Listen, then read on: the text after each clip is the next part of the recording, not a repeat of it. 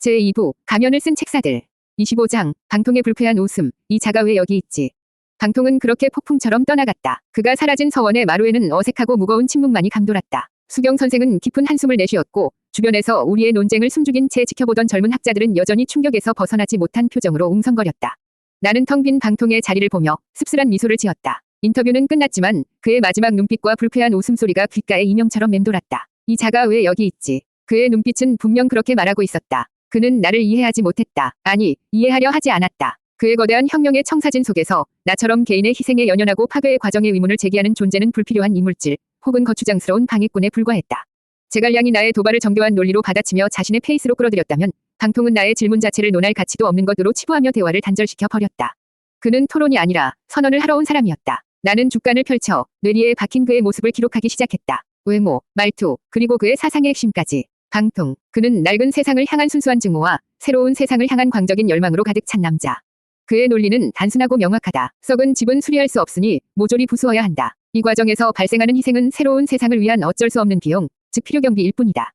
나는 붓을 잠시 멈추고 생각에 잠겼다. 그의 사상은 위험했지만 동시에 지독할 정도로 순수했다. 그는 제갈량처럼 복잡한 명분이나 숭고한 대의 뒤에 자신의 야망을 숨기지 않았다. 그는 자신의 욕망을, 세상을 바꾸겠다는 신념을 날 것 그대로 드러냈다. 어쩌면 이 지옥 같은 난세에는 제갈량의 정교한 설계도보다 방통의 무자비한 망치가 더 효과적일지도 모른다는 섬뜩한 생각마저 들었다. 하지만 나는 그의 마지막 눈빛을 지울 수가 없었다. 그는 나의 질문을 이해하지 못한 것이 아니었다. 그는 나의 질문이 품고 있는 인간에 대한 연민이라는 감정 자체를 경멸하고 있었다. 대의를 위해서는 사소한 감정 따위는 버려야 한다고 믿는 혁명가의 냉혹함. 나는 조조의 마카에서 수없이 그런 눈빛을 보았다. 조조는 천하를 위해 수많은 사람들을 필요경비로 처리했다. 방통은 그런 조조를 낡은 세상의 수리공이라 비웃었지만 결국 그 역시 대의라는 이름 아래 무수한 피를 흘릴 준비가 되어 있다는 점에서는 조조와 조금도 다르지 않았다. 수경 선생이 무거운 표정으로 내게 다가와 말했다. 곽 선생, 내 조카가 무례했다면 용서하시오. 저 아이는 어릴 때부터 저리 모가 나고 자신의 생각만이 옳다고 믿는 구석이 있었소.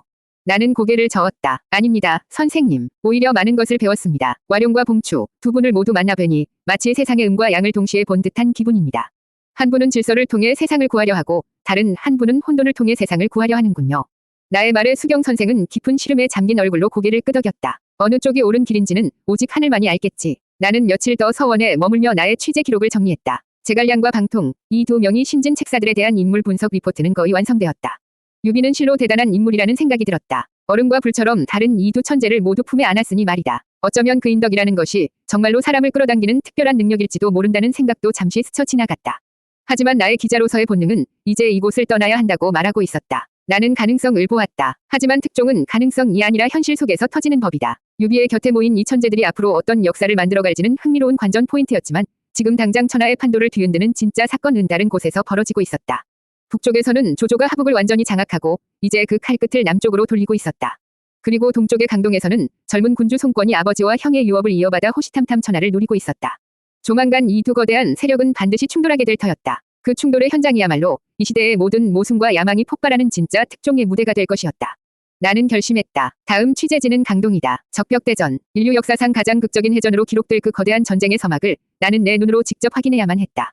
나는 수경 선생에게 작별 인사를 고했다. 선생님, 그동안 신세 많았습니다. 이제 저는 다시 길을 떠나야겠습니다. 어디로 가시려는가? 동쪽으로 가보려 합니다. 강동의 젊은 호랑이는 과연 어떤 발톱을 숨기고 있는지 궁금해졌습니다. 수경 선생은 더 이상 묻지 않고 나의 어깨를 두드려 주었다. 부디 몸조심하게. 그대의 붓이 이 난세의 진실을 올곧게 기록해주기를 바랄 뿐이네. 나는 그에게 깊이 고개를 숙이고 나의 조랑말에 올라탔다. 서원을 떠나 언덕을 내려오는 길, 나는 뒤를 돌아보았다. 방통이 떠나며 나에게 보냈던 그 격렬 어린 눈빛이 다시 떠올랐다. 이 자가 왜 여기 있지? 나는 나지막이 혼잣말을 했다. 나는 기자니까. 사건이 있는 곳이라면 어디든 가는 사람이지. 26장, 목숨을 건 잠입, 적벽 직전의 강동. 형주를 떠나 강동으로 향하는 길은 이전의 그 어떤 여정보다도 험난하고 긴장감이 넘쳤다.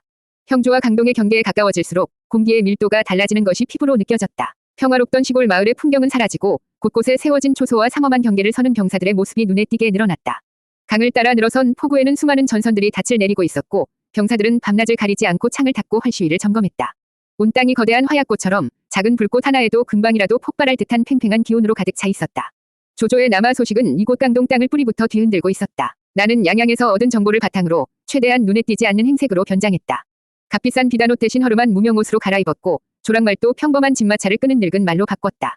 나의 신분은 역사를 기록하는 방랑학자에서 전란을 피해 남쪽으로 온 가족을 찾아가는 몰락한 선비로 수정되었다. 가장 큰 문제는 나의 북방 사투리였다. 몇 마디만 섞어도 나는 곧바로 북쪽에서 온 첩자라는 의심을 받기 딱 좋았다. 나는 최대한 말을 아끼고 주막이나 마을에서는 그저 묵묵히 밥을 먹고 잠만 잤다. 모든 신경을 곤두세우고 주변 사람들의 대화에 귀를 기울였다. 조조의 군대가 100만이라는데 정말인가? 우리 주군께서는 어찌 결정을 내리실까? 항복해야 한다는 신하들이 그리도 많다던데 대도독 주요군께서는 결사항전을 주장하고 계시다지. 하지만 젊은 주군께서 과연 그 뜻을 따르실지. 강동의 민심은 조조에 대한 공포와 젊은 군주 송권의 결정에 대한 불안감으로 크게 술렁이고 있었다. 나는 이 모든 정보를 죽간에 깨알같이 기록했다. 이것은 전쟁의 서막을 알리는 살아있는 역사의 증언이었다. 마침내 나는 강동으로 들어가는 가장 큰 관문인 장강의 나루터에 도착했다. 하지만 그곳의 풍경은 나의 예상을 훨씬 뛰어넘는 것이었다. 나루터는 사실상 폐쇄되어 있었고 수백 명의 병사들이 창을 세우고 강을 건너려는 모든 사람들을 일일이 신문하고 있었다. 어디서 왔는가? 강을 건너려는 이유는 무엇인가? 짐을 모두 풀어헤쳐 보아라. 병사들의 눈은 매처럼 날카로웠다. 조금이라도 의심스러운 점이 발견되면 그 자리에서 목을 베어 강물에 던져버릴 기세였다. 나는 직감했다. 지금 저곳으로 갔다가는 나의 만능 프레스 패스는커녕 내 목숨조차 부지하기 어렵다는 것을. 나의 북방 사투리는 신문관에게 던지는 최고의 미끼가 될 터였다. 나는 조용히 발길을 돌렸다. 정문으로 들어갈 수 없다면 뒷문이나 개구멍이라도 찾아야만 했다. 기자의 취재는 언제나 그렇게 시작되는 법이다. 나는 나루터에서 조금 떨어진 작은 어촌 마을로 향했다. 그곳이라면 경비가 조금은 허술할 것이고 돈으로 사람의 마음을 살 수 있는 틈이 있을지도 모른다고 생각했다. 나는 며칠 동안 그 마을의 허름한 주막에 머물며 어부들과 술잔을 기울이고 상인들과 시시껄렁한 농담을 나누며 정보를 모았다. 그러던 중 나는 아주 흥미로운 정보를 하나 입수했다. 강동의 유력 가문 중 하나인 장씨 가문이 수장, 장소가 조조에게 항복해야 한다는 항복론 대표 주자라는 것이었다. 그리고 그의 신복 중 한 명이 며칠 뒤 몰래 강을 건너 북쪽의 상인과 만나기로 약속했다는 첩보였다. 아마도 항복 이후에 자신들의 안위를 보장받기 위한 밀거래일 터였다. 이거다. 나는 무릎을 쳤다. 이것은 나에게 주어진 절호의 기회였다. 나는 그 신복이 강을 건너는 배에 몰래 동승해야만 했다. 그것이 이 삼엄한 경계를 뚫고 강동의 심장부로 들어갈 수 있는 유일한 방법이었다. 문제는 어떻게 그 배에 올라타느냐였다. 나는 내가 가진 돈의 절반을 털어 그 신복과 접선하기로 한 늙은 뱃사공을 매수했다. 처음에는 손사래를 치던 뱃사공도 내 손에 들린 금덩이를 보고는 결국 고개를 끄덕였다. 내일 밤 달이 구름에 가려지거든 저기 저 낡은 창고 뒤편에서 기다리시오. 하지만 명심하시오. 만약 들키면 나는 당신을 모르는 사람이오. 약속한 날 밤 나는 낡은 창고 뒤편에서 숨을 죽인 채 기다렸다. 심장이 미친 듯이 뛰었다. 만약 들키면 나는 이름 없는 첩자로 강물에 수장될 것이다. 하지만 이 위험을 감수하지 않으면 나는 세기의 특종을 놓치게 될 터였다. 기자에게 특종을 놓치는 것은 죽음보다 더한 치욕이었다. 얼마나 지났을까. 멀리서 작은 등불 하나가 흔들리는 것이 보였다. 뱃사공의 신호였다. 나는 어둠을 틈타 고양이처럼 소리를 죽이며 작은 나룻배에 몸을 실었다. 배 안에는 이미 삿갓을 깊게 눌러쓴 사내가 앉아 있었다. 장소의 신복일 터였다. 그는 나를 한번 힐끗 쳐다보았지만 뱃사공이 미리 손을 써둔 덕분인지 별다른 말을 하지 않았다. 배는 소리 없이 강물을 미끄러져 나갔다. 칠흑 같은 어둠 속에서 오직 노 젓는 소리와 강물 소리만이 들려왔다. 강 건너편에서는 적진의 횃불이 별처럼 반짝이고 있었다. 나는 어둠 속에 몸을 숨긴 채 강동 땅을 향해 나아갔다. 목숨을 건 잠입. 나의 난세 특종 취재는 이제 가장 위험하고 가장 뜨거운 심장부로 접어들고 있었다. 제2부 가면을 쓴 책사들. 27장 세 번째 타겟 미주랑 주요. 목숨을 건 잠입은 성공이었다. 나는 장소의 신복이 접선 장소로 향하는 것을 확인한 뒤 늙은 뱃사공에게 약속했던 금덩이를 넘기고 어둠 속으로 조용히 사라졌다. 이제 나는 공식적으로 강동 땅에 발을 들인 미립국자가 되었다. 심장이 거칠게 뛰었지만 그것은 두려움 때문만은 아니었다. 거대한 특종의 현장, 역사의 분수령이 될 폭풍의 눈 한가운데로 들어왔다는 기자로서의 흥분감이 온몸을 감싸고 있었다. 나의 첫 번째 목표는 이 삼엄한 경계망 속에서 나의 안전을 확보하고 취재를 위한 베이스 캠프를 구축하는 것이었다. 나는 가지고 있던 돈을 털어 시상의 외곽에 있는 허름하지만 눈에 띄지 않는 객잔의 방을 잡았다. 그리고는 나의 신분을 다시 한번 세탁했다. 전란을 피해 온 몰락한 선비라는 신분은 이제 막 전쟁 준비에 들어간 이곳에서는 의심받기 딱 좋은 설정이었다. 나는 새로운 신분을 만들었다. 나는 북방에서 비단과 약재를 거래하는 상인이다. 조조의 남하로 북쪽의 교역로가 막히자 새로운 길을 뚫기 위해 위험을 무릅쓰고 이곳 강동까지 흘러들어왔다. 이 신분은 나의 북방 사투리를 자연스럽게 설명해 주었고 상인이라는 직업은 여러 사람을 만나고 정보를 수집하기에 아주 적합했다. 문제는 나의 세 번째 타겟 대도독 주유를 어떻게 만나느냐였다. 그는 지금 강동의 군권을 한 손에 쥔 최고 실권자이자 다가올 전쟁을 총지휘할 야전사령관이었다.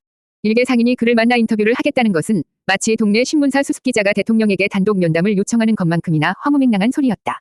전공법은 불가능했다. 나는 그의 주변을 맴돌며 그가 스스로 나에게 관심을 갖게 만들 미끼를 던져야만 했다. 나는 내가 아는 역사 지식, 즉 이 시대 사람들에게는 알려지지 않은 주유의 개인 정보를 총동원했다.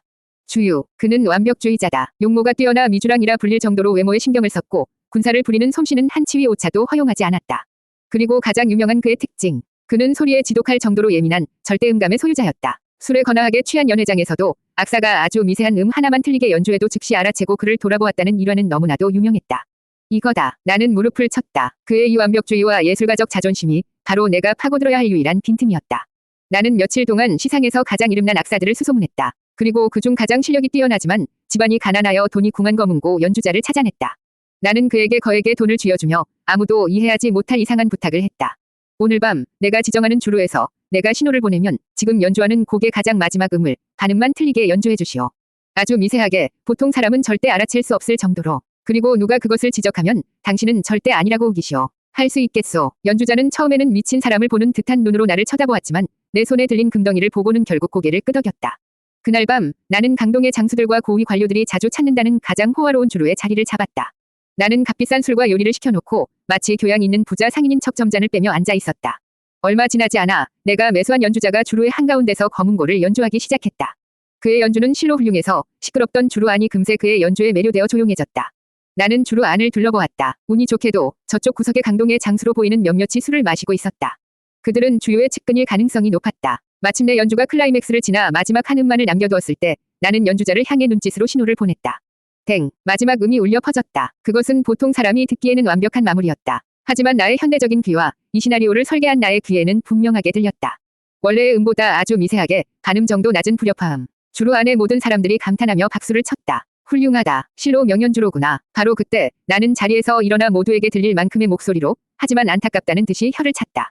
쯧쯧. 아깝구나. 아까워. 순간 주로 안의 모든 시선이 나에게로 쏠렸다. 연주자의 얼굴이 붉어졌다. 손님, 그게 무슨 말씀이시오? 아니, 연주는 실로 훌륭했소. 하지만 마지막 음이 반음 정도 낮았으니 오게티라 할 수 있겠구려.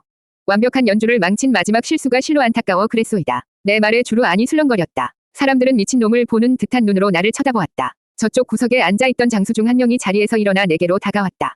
여보시오, 선생. 나는 평생을 전장에서 살았지만 악기 소리 하나는 제법 들을 줄 아는 사람이오. 방금 연주는 완벽했소. 선생께서 공연히 트집을 잡아 명연주자의 명예를 훼손하는 것이 아니오. 제가 막귀라서 잘못 들었을 수도 있겠지요. 하지만 제 귀에는 분명 그리 들렸습니다. 아니라면 어쩔 수 없고요. 나는 어깨를 으쓱하며 다시 자리에 앉았다. 연주자는 얼굴이 새빨개져서 아니라고 길길이 날뛰었고 사람들은 나를 허풍쟁이 혹은 정신 나간 사람으로 취급하며 다시 술을 마시기 시작했다. 사건은 그렇게 해프닝으로 끝나는 듯했다. 하지만 나는 알고 있었다. 나의 미끼는 던져졌다는 것을. 오늘 밤 이 주로에서 있었던 일은 분명 저 장수들의 입을 통해 대도독 주요의 귀에까지 흘러들어갈 터였다. 그리고 그는 자신의 자존심을 걸고 이 황당한 사건 위 진위를 확인하고 싶어 할 것이었다. 나는 태연하게 술값을 치르고 주로를 나섰다. 이제 내가 할 일은 조용히 기다리는 것뿐이었다. 물고기가 미끼를 물기를. 그리고 이틀 뒤 내가 머무는 허름한 객잔으로 강동의 군복을 입은 한 사내가 찾아왔다. 곽봉요 선생을 찾소. 내가 곽봉요요만. 우리 대도독 주요 공께서 선생을 뵙고 싶어 하시오. 잠시 저희와 함께 가주셔야겠습니다. 올 것이 마침내 왔다. 28장 인터뷰 3 방어인가 개인 커리어인가. 주요의 막사는 내가 상상했던 것보다 훨씬 더 크고 위압적이었다. 막사 밖은 삼엄한 경계를 서는 병사들로 가득했고 안으로 들어서자 거대한 작전 지도와 수많은 문서들 그리고 잘 닦인 갑옷과 날카로운 칼이 눈에 들어왔다. 이곳이 바로 다가올 거대한 전쟁을 지휘할 심장부였다. 그리고 그 심장부의 한가운데 한 사내가 지도를 등지고 서서 나를 기다리고 있었다. 그가 바로 강동의 대도독 미주랑 주요였다. 나는 그를 보는 순간 왜 사람들이 그를 미주랑이라 부르는지 단번에 이해할 수 있었다. 그는 단순히 잘생긴 것이 아니었다. 그의 얼굴에는 귀공자의 기품과 전장을 지휘하는 대장군의 위엄 그리고 모든 것을 꿰뚫어 보는 듯한 날카로운 지성이 완벽한 조화를 이루고 있었다. 그는 마치 잘 벼려진 명검처럼 아름다우면서도 동시에 치명적인 기운을 뿜어내고 있었다. 그가 먼저 입을 열었다. 그의 목소리는 외모처럼 맑고 힘이 있었다. 그대가 곽봉요인가? 안께. 그의 태도는 정중했지만 그 눈빛은 나를 머리부터 발끝까지 후르며 분석하고 있었다. 나는 그의 맞은편에 조용히 앉았다. 본격적인 인터뷰에 앞선 팽팽한 탐색전이 시작되었다. 듣자 하니 선생은 소리에 아주 조예가 깊다고 하더군. 며칠 전 주로에서 있었던 일은 나도 전해 들었네. 그래서 정말로 그 연주자가 마지막 음을 틀리게 연주했던가? 그는 단도직입적으로 물었다. 내가 만약 여기서 어설프게 둘러댔다가는 그 즉시 첩자로 몰려 목이 달아날 터였다. 나는 전공법을 택했다. 그렇습니다. 도독. 마지막 음은 분명 반음이 낮았습니다. 아마도 그 연주자가 사용하는 악기의 줄이 그날의 습한 날씨 때문에 미세하게 늘어났기 때문일 것입니다. 연주자의 실수는 아니었지요. 내 대답에 주요의 눈이 순간적으로 빛났다. 그는 잠시 나를 빤히 쳐다보더니 이내 크게 웃었다. 하하하. 맞네. 자네 말이 맞아. 내가 나중에 그 연주자를 불러 직접 확인해보았네. 과연 자네 말대로였어. 천하에 내 귀를 속이지 못하는 사람이 있다니 실로 놀랍군. 자네 같은 인재가 어찌하여 일개상인으로 떠돌고 있는가. 그는 나의 능력을 인정함으로써 나의 경계심을 풀고 본격적으로 나의 정체를 떠보려 하고 있었다. 나는 미리 준비해둔 나의 신분을 다시 한번 밝혔다. 북방의 상인이자 난세를 관찰하는 기록자라는 설정. 주유는 내 말을 묵묵히 듣고 있다가 갑자기 표정을 바꾸며 한숨을 쉬었다. 선생 같은 지혜로운 이에게 묻고 싶군. 지금 조조의 군대는 100만이요. 우리는 고작 수만일세. 조정의 신하들은 모두 항복을 외치고 있고 나 역시 밤낮으로 고민하고 있으나 답을 찾지 못하겠네. 선생이 보기에 우리 강동의 활로는 과연 어디에 있겠는가? 이것은 명백한 함정 질문이었다. 그는 지금 나를 시험하고 있었다. 내가 만약 결사항전을 주장한다면 그는 나를 전쟁을 부추기는 유비의 첩자로 의심할 것이다. 내가 만약 항복을 주장한다면 그는 나를 조조의 첩자로 여길 터였다. 나는 섣불리 대답하지 않고 잠시 생각에 잠기는 척했다. 그리고는 제3자의 입장에서 객관적인 사실만을 나열하기 시작했다. 제가 보기에 조조의 군대는 비록 그 수가 100만이라 하나 대부분은 원소에게서 항복받은 북방의 병사들입니다. 그들은 수전에 익숙지 않고 먼 원정길에 지쳐 있으며 남방의 풍토병에 취약합니다. 반면 강동의 군대는 비록 그 수는 적으나 모두가 수전에 능한 정예병이며 자신의 고향을 지키겠다는 의지로 불타고 있습니다. 또한 장강이라는 천혜의 요새가 그들을 지켜주고 있지요. 어느 쪽이 이기고 질지는 오직 하늘만이 알 것입니다. 나의 분석에 주유는 아무 말도 하지 않았다. 하지만 그의 눈빛이 미세하게 흔들리는 것을 나는 보았다. 그는 나의 식견에 놀라는 눈치였다. 나는 바로 지금이 기회라고 생각했다. 나는 그의 가면을 벗겨낼 나의 진짜 질문을 던져야만 했다. 도독, 저는 일개 상인이라 군략에는 문외한입니다. 하지만 제가 보기에 이번 싸움은 단순히 이기고 지는 것 이상의 의미가 있는 듯합니다. 나는 그의 눈을 똑바로 쳐다보았다. 만약 도독께서 이번 싸움에서 조조의 100만 대군을 격파하신다면 그것은 단순히 강동을 지켜내는 것을 넘어 도독의 이름 석차를 역사에 영원히 새기는 위협이 될 것입니다. 그 어떤 영웅도 이루지 못한 불멸의 신화가 되겠지요. 그것이야말로 한 사내로서 이룰 수 있는 최고의 영예가 아니겠습니까? 나는 잠시 숨을 고르고 마지막 결정타를 날렸다. 그래서 제가 감히 여쭙고 싶은 것은 이것입니다. 도독, 이번 전쟁은 조조라는 거대한 침략자로부터 강동의 평화를 지켜내기 위한 방어입니까? 아니면 미주랑 주유라는 한 개인의 전설을 완성시키기 위한 일생일대의 개인 커리어 하이라이트입니까? 내 질문이 끝나자 막사 안의 공기가 칼날처럼 날카로워졌다. 주유의 얼굴에서 미소가 완전히 사라졌다. 그의 잘생긴 얼굴은 분노로 차갑게 굳어졌다. 그는 나의 질문이 자신의 가장 깊은 곳에 숨겨져 있던 야망의 전곡을 찔렀다는 것을 알고 있었다. 그는 천천히 허리춤의 칼자루에 손을 가져갔다. 곽봉여, 그의 목소리는 분노를 억누르느라 낮고 사하하게 갈라져 나왔다. 그 혀로 목숨을 재촉하는군. 일촉즉발의 긴장감 속에서 나는 식은땀을 흘리며 그의 다음 행동을 기다렸다. 나의 특종 취재는 이제 내 목숨을 건 도박이 되어버렸다. 제2부, 가면을 쓴 책사들. 29장, 칼자루를 쥔 손, 일촉즉발의 긴장감. 시간이 멈췄다. 주유의 막사 안, 나와 그 사이의 공기는 팽팽하게 당겨진 활시위처럼 금방이라도 끊어질 듯한 긴장감으로 가득 찼다. 그의 손은 허리춤에 칼자루를 단단히 움켜쥐고 있었다. 금방이라도 칼집에서 뽑혀 나와 내 목을 가를 듯한 서슬퍼런 기세. 그의 잘생긴 얼굴에서 모든 감정이 사라지고 오직 차가운 분노와 사레만이 남아 나를 쏘아보고 있었다. 나는 마른 침을 삼켰다. 등줄기를 타고 식은땀 한 줄기가 흘러내리는 것이 느껴졌다. 실수였나? 너무 깊숙이, 너무 전곡을 찔러버린 것인가? 현대의 인터뷰였다면 이것은 세기의 특종을 예고하는 짜릿한 순간이었겠지만 이곳은 말 한마디에 목이 달아나는 난세였다. 나의 혀는 진실을 파헤치는 기자의 무기이기도 했지만 동시에 내 목숨을 재촉하는 단두대이기도 했다. 나는 필사적으로 머리를 굴렸다. 이 상황을 어떻게 타개해야 하는가? 여기서 한 발짝이라도 물러서는 모습을 보이면 나는 그에게 경멸당하고 쥐도 새도 모르게 처리될 것이다. 그렇다고 계속해서 그를 도발했다가는 정말로 그의 칼에 목이 베일 터였다. 필요한 것은 후퇴가 아닌 우회였다. 그의 자존심을 건드리지 않으면서 나의 질문이 모욕이 아닌 이해의 표현이었음을 납득시켜야만 했다. 나는 억지로 입꼬리를 끌어올려 최대한 담담한 미소를 지어 보였다. 손바닥은 이미 땀으로 흥건했지만 내 목소리만큼은 조금의 떨림도 없어야만 했다. 도독, 오해하신 듯합니다. 나는 천천히 입을 열었다. 제가 어찌 감히 도독의 위대한 결의를 개인의 영달이라는 저속한 말로 폄훼하겠습니까? 저는 그런 뜻으로 여쭌 것이 아닙니다. 주유는 여전히 칼자루에서 손을 떼지 않았다. 그의 눈은 나를 향한 의심을 거두지 않고 있었다. 나는 그의 눈을 피하지 않고 정면으로 마주보며 말을 이었다. 저는 지금 한 명의 기록자로서 역사상 가장 위대한 영웅 중 한 분을 마주하고 있습니다. 저는 당신의 위협을 후세에 남길 책무가 있는 사람입니다. 그렇기에 저는 알아야만 했습니다. 나는 잠시 말을 끊고 숨을 골랐다. 후세의 사람들은 분명 이렇게 기록할 것입니다. 주유는 강동의 평화를 위해 조조의 100만 대군에 맞서 싸운 위대한 영웅이었다라고 말입니다. 하지만 저는 그것만으로는 부족하다고 생각했습니다. 그것은 도독이라는 거대한 인물의 절반만을 설명하는 것에 불과합니다. 나의 말에 주유의 눈빛이 아주 미세하게, 정말 알아채기 힘들 정도로 미세하게 흔들렸다. 그는 내 말의 의도를 파악하기 위해 내뱉는 단어 하나하나를 저울질하고 있었다. 저는 후세에 이렇게 기록하고 싶습니다. 나는 자리에서 천천히 일어났다. 그리고는 그를 향해 정중하게 고개를 숙였다. 주유는 강동의 평화를 지킨 수호자였을 뿐만 아니라 동시에 자신의 이름 석자를 역사에 영원히 새기고자 하는 뜨거운 야망을 품은 진정한 영웅이었다라고 말입니다. 대위와 개인의 영광, 그 어느 하나도 놓치지 않으려 했던 완벽한 사내였다라고 말입니다. 제가 여쭌 질문은 도독의 명예를 훼손하기 위함이 아니었습니다. 오히려 당신의 인간적인 고뇌와 야망까지도 역사에 남김으로써 당신을 평면적인 위인이 아닌 살아 숨쉬는 입체적인 영웅으로 기록하고 싶었기 때문입니다. 내 말은 아슬아슬한 줄타기였다. 나는 그의 야망을 인정함으로써 그의 자존심을 세워주는 동시에 나의 질문이 그를 이해하기 위한 과정이었음을 필사적으로 설득하고 있었다. 이것은 나의 마지막 승부수였다. 내 말이 끝나고 다시 침묵이 흘렀다. 주유는 여전히 나를 꿰뚫어 볼 듯한 눈으로 쳐다보고 있었다. 그의 머릿속에서 수만 가지 생각이 교차하고 있을 터였다. 나를 당장 죽여 입을 막을 것인가? 아니면 나의 말을 믿고 나를 살려둘 것인가? 나는 그의 손가락을 보았다. 칼자루를 쥔 그의 손가락이 하얗게 질리도록 힘이 들어가 있었다. 일촉즉발의 긴장감 속에서 나는 나의 운명이 오직 그의 손가락 하나에 달려있음을 직감했다. 제발, 제발, 이 미끼를 물어라, 주유. 나는 속으로 기도했다. 나는 그의 자존심과 영웅으로서 역사에 기록되고 싶은 그의 명예욕의 모든 것을 걸었다. 한참의 시간이 흐른 뒤 칼자루를 쥐었던 그의 손에서 천천히, 아주 천천히 힘이 풀리기 시작했다. 30장, 그 혀로 목숨을 재촉하는군. 주유의 손이 칼자루에서 완전히 떨어졌다. 그는 나에게서 시선을 거두고 막사 안에 걸린 거대한 작전 지도를 향해 돌아섰다.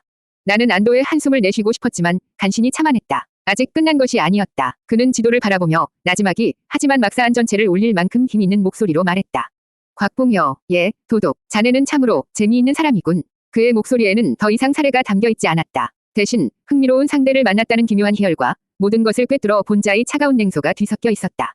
그는 다시 나를 돌아보았다. 그의 얼굴에는 언제 분노했냐는 듯 다시 그 귀공자 같은 여유로운 미소가 걸려 있었다. 하지만 나는 알고 있었다. 저 미소는 이전의 미소와는 질적으로 다르다는 것을. 저것은 모든 것을 파악하고 상황을 완전히 장악한 자의 미소였다. 그래, 자네 말이 맞다. 그는 너무나도 쉽게 인정했다. 나는 내 이름을 역사에 남기고 싶다. 이 강동 땅을 지켜낸 영웅으로 조조의 100만 대군을 격파한 불세출의 명장으로 후세 사람들이 영원히 기억해주기를 바란다. 이것이 어찌 부끄러운 일이겠는가? 결코 부끄러운 일이 아닙니다. 오히려 영웅이라면 당연히 품어야 할 마음가짐이라 생각합니다. 나는 그의 말에 맞장구를 쳤다. 이제 우리는 공범자였다. 그는 자신의 야망을 나에게 들켰고 나는 그의 비밀을 알게 되었다. 기묘한 유대감이 우리 사이에 형성되었다. 주유는 자신의 자리에 돌아와 앉더니 나에게도 앉으라는 손짓을 했다. 하지만 명심하게, 곽봉여. 나의 그 개인 커리어는 이 강동의 평화라는 대의 위에 서 있는 것이네. 나는 결코 내 개인의 영달을 위해 강동의 백성들을 사지로 내몰지는 않을 것이야. 자네가 기록해야 할 것은 바로 그 점이네. 물론입니다, 도독. 저는 보이는 것만을 기록할 뿐입니다. 그는 만족스럽다는 듯이 고개를 끄덕였다. 그리고는 마치 방금 전이 살벌한 분위기는 모두 연극이었다는 듯 태연하게 시국에 대한 이야기를 꺼내기 시작했다. 자네가 조조의 군대에 대해 분석한 것은 모두 옳다. 하지만 자네가 모르는 것이 하나 더 있지. 나는 귀를 기울였다. 이것은 나에게 주는 일종의 보상이자 시험 일터였다. 조조의 군대 안에는 지금 역병이 돌고 있네. 역병이라 하셨습니까? 그렇다. 북방의 병사들이 남방의 습한 기후에 적응하지 못하고 쓰러져 나가고 있어. 조조는 이 사실을 철저하게 숨기고 있지만 나의 첩자들이 목숨을 걸고 알아낸 정보지. 그는 지금 겉으로는 100만 대군의 위세를 자랑하고 있지만 속으로는 굶어 터지기 직전이란 말일세.